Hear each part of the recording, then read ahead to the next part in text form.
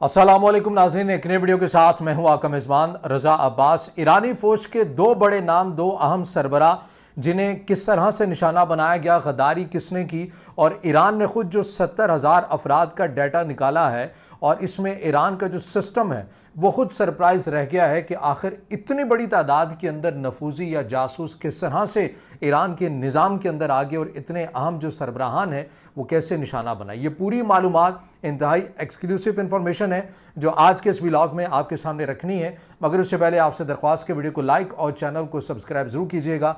बिना किसी देरी के आपके सामने दो नाम मैं रख रहा हूँ। एक नाम है हाजी रमज़ान। इस नाम से ये ईरान के इंतहाई अहम सरबराह ब्रिगेडियर जनरल के ओहदे के ऊपर इनकी जिम्मेदारियां की थी। इनका पूरा जो नाम है हाजी रमज़ान के नाम से मशहूर थे, लेकिन पूरा नाम क्या है? हाज मोहम्मद सईद इज़दी, एक ये नाम है। इनकी जिम्मेदारियां ये थी कि ये फ़लस्तीन के अमूर या उस कोर के सरबराह थे, उन तमाम चीज़ों को देखा करते थे। इसके साथ दूसरा जो बड़ा नाम है वो है हाजी ज़ादा। ये इस नाम से मशहूर थे, लेकिन इनका पूरा जो नाम था वो अमीर अली हाजी ज़ादा था। इनकी क्या जिम्मेदारियां थी? ये भी ब्रिगेडियर जनरल थे। इनकी जिम्मेदारियां मिसाइल प्रोग्राम, ड्रोन्स और दिफाई निज़ाम जो ईरान का था ये उसके सरबराह थे, उन तमाम अमूर को देखा करते थे। दोनों के ऊपर बात करते हैं कि कैसे ये निशाना बने। सबसे पहले हम बात करते हैं हाज मोहम्मद सईद इज़दी की, जो कि फ़लस्तीन के अमूर को देखा करते थे, उसके सरबराह थे उस यूनिट के। इनसे मुतालिक ये मालूमात हम तक पहुंची है, जो इन्फॉर्मेशन हम तक आई है उसके मुताबिक ये था कि इन्हें मालूम हो गया था कि इन्हें निशाना बनाया जाएगा और इन्हें इनके घर में ही निशाना बनाया जाएगा। लिहाजा ये घर पर ही मौजूद थे, ये कहीं दूसरी जगह पर नहीं गए। लेकिन अलबत्ता इन्हें ये मालूम हो चुका था कि इन्हें निशाना बनाया जाएगा, और जिस कमरे के अंदर ये मौजूद थे या फिर ये सोया करते थे, इन्हें यह भी मालूम हो गया था कि मुझे इसी कमरे के अंदर निशाना बनाया जा सकता है। थोड़ी सी हिकमत अमली को तब्दील किया गया और इस तदबीर को अपनाया गया कि यहाँ पर ख़ुद नहीं सोना बल्कि अपने बेटे को सुला देना है। लिहाजा बेटे को तमाम अमूर के हवाले से आगाह भी किया, बता भी दिया गया, और फिर वही हुआ, हमला हुआ और वो बेटा उसके अंदर जो है वो निशाना बना या शहीद हुआ। अब इसके अंदर जो पहली इब्तदाई तौर के ऊपर ख़बरें जो मीडिया के ऊपर नशर की गई उसके अंदर यही था। ये जो मैं तमाम आपको सिचुएशन बता रहा हूँ ये ईरान इसराइल कशीदगी के दौरान की है, जब पहली रात जो हमला किया गया था जिसमें ईरान के सफ़े अव्वल की जो क़यादत है वो निशाना बनाया गया था। ये मैं उस दिन की बात आपको बता रहा हूँ क्योंकि इन्फॉर्मेशन ये इंतहाई एक्सक्लूसिव इन्फॉर्मेशन है जो आज आपके सामने हम रख रहे हैं। आपको याद होगा कि मसूद पेज़ेश्कियान जो कि ईरान के सदर हैं, उनसे मुतालिक भी हमने मालूमात आपको पहुँचाई थी कि उनके ऊपर भी हमला किया गया है और वो मामूली ज़ख्मी भी हुए हैं।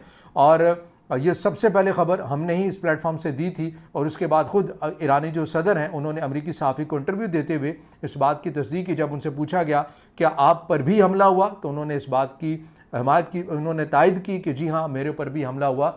जब हमने वो वीलॉग किया उसकी तारीख़ भी मौजूद है, और जब यह ख़बर बैनुल-अक़वामी मीडिया के ऊपर आई उसकी भी तारीख़ मौजूद है, आप देख सकते हैं। तो लिहाजा ये जो इन्फॉर्मेशन हम तक आई है, अब इसके मुताबिक जो हमारे पास मुस्तनद मालूमात हम तक पहुंची है उसके मुताबिक ये हुआ कि जब बेटा निशाना बन गया तो उसके अंदर तदबीर यही थी कि छुपाया जाएगा, कि क्योंकि ख़बरें ये चल रही थी कि ये हाज मोहम्मद सईद इज़दी जो हैं ये निशाना बन गए हैं, ये शहीद हो चुके हैं, लिहाजा तासुर यही देना है। लेकिन हुआ नहीं ऐसा। क्यों नहीं हुआ? ज़ाहिर आप जिस जगह पर रह रहे होते हैं वहाँ पर मोहल्लेदार होती है, वो पूरी कम्युनिटी होती है। लिहाजा बहुत सारे कुछ उनमें से ऐसे लोग होंगे जिन्हें मालूम हो गया कि नहीं हाज जो रमज़ान है वो नहीं, उन्हें वो निशाना नहीं बने बल्कि उनके बेटे बन गए। अच्छा, ये वहीं पर ऐन उसी मौका के ऊपर कुछ जो जासूस थे वो भी मौजूद थे, वो भी इन ख़बरों को सुन रहे थे, वो भी पूछ भी रहे होंगे क्योंकि वो ज़ाहिर है वो कोई बाहर से तो नहीं होंगे, वो ईरान की आवाम के अंदर से ही होंगे, ताकि उनको भी पता होगा कि कौन किस हद तक किसका क्या ताल्लुक़ है। तो लिहाजा वो उस हजूम के अंदर वो भी हुए और उन्होंने भी पूछना शुरू कर दिया क्या हुआ, किसको लगा, कि कौन मरा, कौन निशाना बना। इस तरह की बातें करके जब पता चला कि ये तो जो हाज रमज़ान है वो तो निशाना नहीं बने, अलबत्ता उनका बेटा निशाना बना। फिर ये मालूमात दोबारा पहुँचाई जाती है कि जो हदफ था वो अचीव नहीं हो सका। लिहाजा ये चूँकि जो इनके बेटे हाज रमज़ान के निशाना बने, इनका जनाजा था, जिस जगह पर जनाजा था इन्हें वहाँ पहुँचाया गया, बड़ी राजदारी के साथ पहुँचाया गया। और जब जनाजा था यानी उस मौका के ऊपर ये पूरा कॉन्फिडेंस था निशाना लेने वालों का या हदफ बनाने वालों का हाज रमज़ान को, कि ये अपने बेटे के जनाजे के ऊपर शिरकत ज़रूर करेंगे, और जब जनाजे के ऊपर शिरकत करेंगे वही हमारे पास ऐन मौका होगा कि जहाँ पर हमने अपना जो टारगेट है उसे अचीव करना है। लिहाजा वहाँ भी उस जनाजे के अंदर भी जासूस मौजूद थे जो इस बात की रहकी कर रहे थे कि वाक़ई हाजी रमज़ान यहाँ पर मौजूद है या नहीं है। जब उन्होंने तसल्ली कर ली, उन्होंने देख लिया कि ये यहाँ पर मौजूद हैं, तो लिहाजा इन्फॉर्मेशन पहुँचाएगी। अब इसमें दो ख़बरें हैं, इसके अंदर मैं ये नहीं कह सकता कि इसमें से मुस्तनद क्या है, लेकिन दो ख़बरें अलबत्ता आ रही हैं। एक ये कि इन्हें उसी जगह के ऊपर जब ये इतला जासूसों की तरफ से पहुंचाएगी तो ऐन उसी जगह के ऊपर यानी जनाजे के ऊपर ड्रोन आए और उसमें 25 अफराद जो हैं वो भी मज़ीद निशाना बने। एक ये ख़बर दी जा रही है। दूसरी ख़बर ये दी जा रही है कि एयर स्ट्राइक की गई और उसके अंदर ये हमला हुआ और इसमें निशाना बनाया गया हाजी रमज़ान को, जिसके अंदर 25 अफराद भी जो हैं वो मारे गए। अब इसके अंदर जो है इस खबर को भी पहले मरहले के अंदर छुपाया गया, लेकिन बाद में फिर इसको तस्लीम कर लिया गया। लेकिन ये इस तरह से निशाना बने, पहली रात को ये बच गए, लेकिन बेटे के जनाजे में जब शिरकत कर रहे थे तो उस जनाजा गाह को निशाना बनाया गया। अब आपके जहन में ये सवाल ज़रूर होगा कि एक तो थोड़ी सी हिकमत अमली तब्दील की, बेटा भी निशाना बन गया, फिर यह भी मालूम था कि ख़ुद भी टारगेट है और फिर भी जनाजा गाह पे चले गए, तो ये कैसी ईरान की जो अस्करी क़यादत है इतने सफ़े अव्वल की, उसकी क्या हिकमत अमली थी? ख़ुद को क्या महफूज नहीं रख सकते थे? बिल्कुल यही वो सवाल था। जब इन्फॉर्मेशन देने वाले ने मुझे भी ये बात बताई तो मैंने उनसे यही सवाल पूछा कि ये कैसी हिकमत अमली है? अंडरस्टूड है कि आपने इतने बड़े सेटअप का, अगर आपको उसके सरबराह है उसकी हिफाजत कर रहे हैं तो आपके पास कुछ हिकमत अमली होगी, कुछ इंटेलिजेंस रिपोर्ट होगी, तो आपने एक एक कदम एक तदबीर के साथ, एक हिकमत के साथ उठाना है। तो आखिर ऐसी क्या वजह थी कि फिर वो जनाजा गाह में भी गए जो कि एक सॉफ्ट टारगेट बना और फिर वही हुआ? इसका जवाब भी उन्होंने दिया। जो जवाब था वो ईरान के हालात के ऊपर था, वो भी मैं जवाब आपके सामने रखूँगा। लेकिन अमीर अली हाजी ज़ादा, इन्हें कैसे निशाना बनाया गया पहले ये जान लेते हैं। इसके अंदर क्योंकि मैं बता चुका हूँ कि ये मिसाइल ड्रोन्स और दिफाई निज़ाम के सरबराह थे ईरान के, इनसे मुतालिक ये बताया जा रहा है कि जिस रात हमला होना था उसी दिन, उसी रात को इनके एक 20 साला बाएतमाद, आप सेक्रेटरी कह लें, असिस्टेंट कह लें, मुंशी कह लें, 20 साला बाएतमाद, उसने इन्हें खाने के ऊपर दावत दी कि आप जो है ना मेरे घर खाने पर दावत पर आएँ, और ये दावत पर चले गए। और जब ये दावत में गए तो ऐन उसी जगह के ऊपर जो है वो हमला होता है और ये भी निशाना बन जाते हैं। अब इसमें बड़ी दिलचस्प बात यह है कि जो दावत देने वाला है, जिसका घर है, उसको कोई नुकसान नहीं हुआ, उसके अहलो अयाल बाहिफाजत वो बिल्कुल सिक्योर रहे, और जिसे दावत दी गई थी, जो मेहमान था, वो निशाना बन गया। ईरानी हुकाम के मुताबिक जो मेरी इंफॉर्मेशन पहुँची है वो उसके मुताबिक इनके जो 20 साला बाएतमाद असिस्टेंट कह लें, सेक्रेटरी कह लें या मुंशी कह लें, उन्हें भी गिरफ़्तार कर लिया गया है ईरान की जो हुकाम है, पुलिस है, उनकी जानिब से, और मज़ीद भी तहक़ीक़ात उनसे जारी है।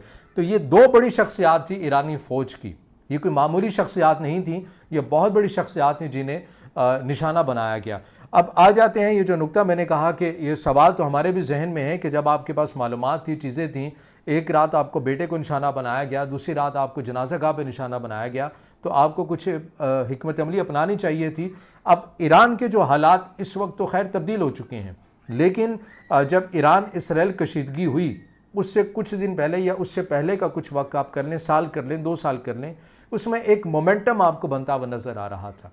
मोमेंटम ऐसा कि वहाँ के जो लोग हैं वो बड़ी तादाद में उस सोच और उस अफकार के साथ हम आहंग हो रहे हैं जो ईरान की स्टेट के अगेंस्ट है। यानी ईरान के अंदर दो निज़ाम है।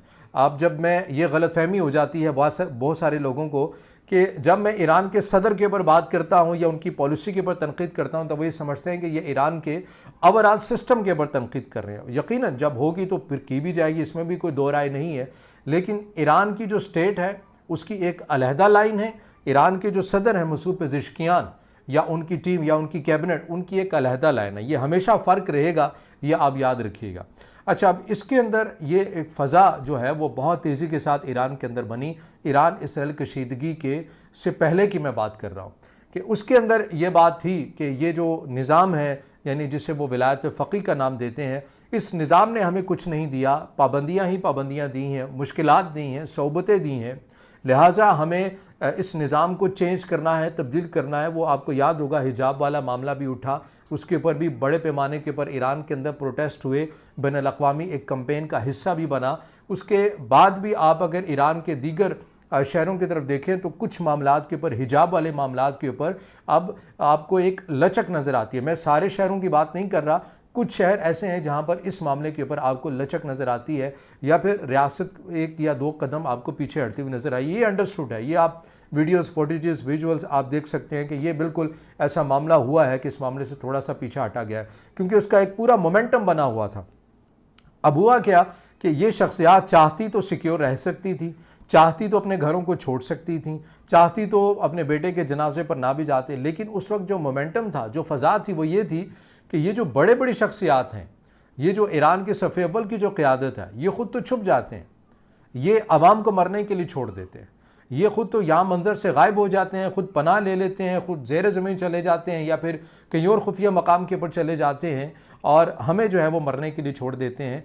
इस तासुर के ज़ायल करने के लिए बताया ये गया, मुझे उस ज़राए ने जिसने मुझे इन्फॉर्मेशन दी कि इस तासुर को ज़ायल करने के लिए बहुत सारी ऐसी चीज़ें जो की जा सकती थीं वो नहीं की गई, और उसकी वजह यही थी कि अवाम को ये बताया जाए कि उनकी जो सफ़े अव्वल की क़यादत है वो फ्रंट लाइन के ऊपर मौजूद है, और इसका असर भी हुआ है। ऐसा नहीं है कि ये बेअसर चीज़ें हुई हैं, इसका असर भी हुआ है। आप वो देख लें कि जो फ़ज़ा, जो मोमेंटम एक वक्त में पहले बन चुका था, वो अब पूरा यकसर तब्दील हुआ। मैं इसको मज़ीद आसान करूँ कि जैसे पाक इंडिया कशीदगी थी, आपको पता है कि सियासी तौर के ऊपर पाकिस्तान के निज़ाम के अंदर कितनी नफ़रतें हैं, कैसे आपका जो माशरा है वो टूटा बिखरा हुआ नज़र आता है, लेकिन पाक इंडिया कशीदगी के दौरान ही पूरी कौम एक पेज के ऊपर आती हुई नज़र आए, सारे इदारे आपको एक ही जगह के ऊपर इकट्ठे मरबूत होकर अपने मुल्क का दिफा करते हुए नज़र आए, जिसकी इस्तात में जो कुछ था उसके मुताबिक वो करते हुए आए। सेम यही ईरान के अंदर हुआ है, और जब उन्होंने ये देखा कि ईरान के सफ़े अव्वल की जो क़यादत है वो निशाना बनी है और उन्होंने फ्रंट से लीड किया है, तो उसके बाद बड़ी हद तक जो है वो तासुर, ये चीज़ ज़ायल होती हुई नज़र आई है। ये बड़ी एक मुस्तनद इन्फॉर्मेशन है वहाँ के माहौल के हवाले से जो मैं आपको दे रहा हूँ। अच्छा, अब ये चीज़ तो होगी, ये 2 खबरें मैंने आपके सामने रखी। तीसरी खबर है ईरान इंटरनेशनल, ये एक बाकायदा न्यूज़ चैनल है, इसकी वेबसाइट्स भी बनी हुई हैं, चीज़ें भी हैं, इंग्लिश में ज़्यादा ये काम करता है, और इससे मुतालिक ईरानी स्टेट का ये मौक़िफ़ है कि ये अरब फंडेड चैनल है। इल्ज़ाम वो लगाते हैं सऊदी अरब के ऊपर कि सऊदी अरब इससे सपोर्ट करता है, लेकिन ये ईरान के अंदर से ज़ाहिर ऑपरेट नहीं हो रहा, ना ही सऊदी अरब के अंदर से ऑपरेट हो रहा है। ये किसी, वो कहते हैं मगरबी मुल्क से बैठ कर, इसका हेड ऑफिस है, वहाँ से बैठ कर इनकी टीम ऑपरेट कर रही है, और उनसे मुतालिक ये कहा जाता है ईरान इंटरनेशनल मीडिया आउटलेट से मुतालिक कि ये ईरान से मुतालिक जो है वो ख़बरें या प्रोपेगेंडा कैंपेन एक चलाते हैं। ये ईरान के स्टेट का मौक़िफ़ है। ईरान इंटरनेशनल का बतौर इदारा क्या मौक़िफ़ है वो मेरे सामने नहीं है, जब आएगा तो ज़रूर इस प्लेटफॉर्म से रख दिया जाएगा। हमारी ये कोशिश होती है कि दोनों साइड का जो मौक़िफ़ है वो आपके सामने रखा जाए, बजाय कि तज्ज़िया और तबसरा ज़्यादा किया जाए। तज्ज़िया और तबसरा जो है वो आप ज़रूर कमेंट में भी कर सकते हैं। तो एक साइड का मौक़िफ़ ये है कि ये हमारे अगेंस्ट प्रोपेगेंडा करते हैं, दूसरी साइड का मौक़िफ़ हमारे सामने है नहीं है। ज़ाहिर है कौन मानेगा कि प्रोपेगेंडा हो रहा है, दूसरी तरफ से तरदीद ही हो सकती है, लेकिन बहरहाल कोई भी मौक़िफ़ है हमारे सामने नहीं है। एक साइड का मौक़िफ़ फ़िलहाल मैं आपके सामने रख रहा हूँ जो हमारे सामने है। अब इसमें हुआ क्या है, इसमें हमें यह भी खबर मिली है कि ईरान का जो साइबर यूनिट है उसने इसी दौरान, ईरान इसराइल कशीदगी के दौरान ही, ईरान इंटरनेशनल जो वेबसाइट है, उनका जो मेन स्ट्रीम जो चीज़ें हैं, उस पूरे डाटा को उन्होंने हैक कर लिया। जब हैक कर लिया तो उन्हें ये डाटा मिला कि 70,000 के करीब अफराद, 70,000 के करीब अफराद ईरान के अंदर से बैठकर ईरान इंटरनेशनल के लिए रिपोर्टिंग कर रहे थे। और ऐसा नहीं है कि वो एलानिया रिपोर्टर थे इदारे के, वो ऐसे अहम और हसास मकामात की मालूमात शेयर कर रहे थे, खुफिया तौर के ऊपर शेयर कर रहे थे, और वो सारी चीज़ें उन्हें पता चल रही थी। और 70,000 के करीब जो ईरान के जो लोग थे, बाशिंदे थे, जो उनके साथ कॉन्टेक्ट में थे, उनका डाटा ईरान की जो साइबर यूनिट है उन्होंने हासिल कर लिया। फिर उसको देखा देखी, उसके तहत कार्रवाइयाँ की गई, और मुतादिद कार्रवाइयाँ अब भी जारी हैं। हाल ही में ईरान की पुलिस की जानिब से बड़े पैमाने के ऊपर कार्रवाई की गई है। लोकेशन को नहीं बताया गया कि किस लोकेशन के ऊपर, लेकिन वहाँ पर जो जदीद किस्म के मवासलाती निज़ाम हैं वो अपनी कस्टडी में पुलिस की जानिब से लिए गए हैं। सिक्योरिटी नुक्ता नज़र से लोकेशन का नहीं बताया गया कि ये किस जगह से निकले हैं। तो ऐसी कार्रवाइयाँ जारी हैं और इसके अंदर बड़ा तसलसल है, और आए रोज़ जो है वो हमें मालूमात मिल रही होती हैं कि बड़े पैमाने के ऊपर जो जासूस हैं, ईरान जो समझता है कि उसकी रियासत के अगेंस्ट वो काम कर रहे थे, उनकी गिरफ्तारी का सिलसिला जारी सारी है। तो ये इंतहाई एक्सक्लूसिव इन्फॉर्मेशन थी जो आपके सामने रखी है। अगर आप समझते हैं कि वीडियो मालूमाती है, फिर इसे ज़रूर लाइक भी कीजिएगा, दोस्तों तक शेयर भी कीजिएगा, कमेंट्स में ज़ाहिर ख्याल ज़रूर कीजिएगा, और चैनल को सब्सक्राइब भी।